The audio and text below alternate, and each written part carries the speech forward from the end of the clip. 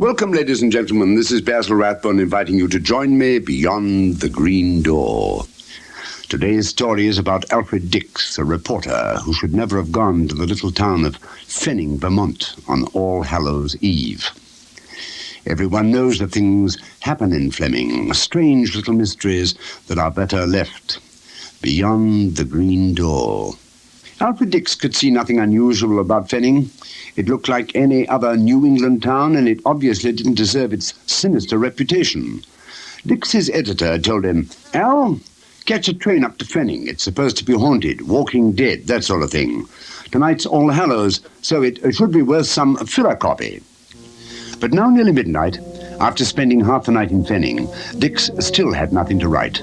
The locals were a close-mouthed bunch, and the town's three-man police force hadn't helped. "Nothing to these stories," the chief had said. "Ridiculous nonsense. This is the quietest town in Vermont." The town was silent as a tomb. It was a picturesque place. There was a river, and the narrow streets were thick with fog. Nearby was a cemetery with headstones dating back to 1678. Some famous witch-burners had lived here, stern men of the law and awfully quick with the kindling. Maybe he could do a story on them. They had originated the town's unsavory reputation, maybe. What was that? Dix could have sworn he heard a muffled sob. It came from the direction of the river, where it swung close to the cemetery. Dix hurried toward the sound. At last, through the tendrils of the fog, he saw a woman standing on the riverbank. She was climbing over the railing towards the rushing black waters below. Here was a story, all right. Dix shouted, "Don't do it!" And he rushed over and caught the girl by the shoulders. "But I always do this on All Hallows," the girl said. She turned towards him, and Dick saw that she had no face.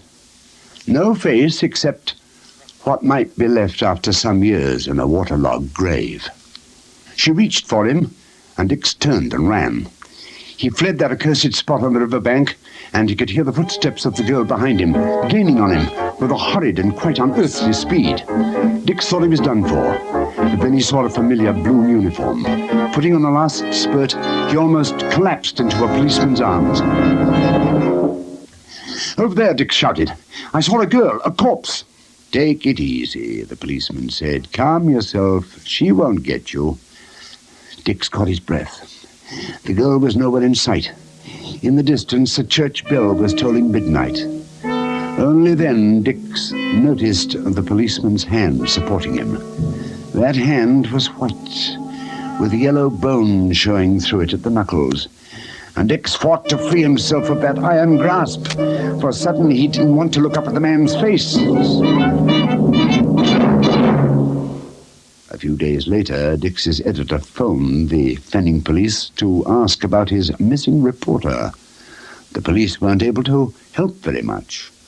They were sure that no one answering Dix's description had entered the town last night. In fact, no stranger at all had been seen. Most people were superstitious fools, the chief added, and they stayed away from Fenning on All Hallows Eve.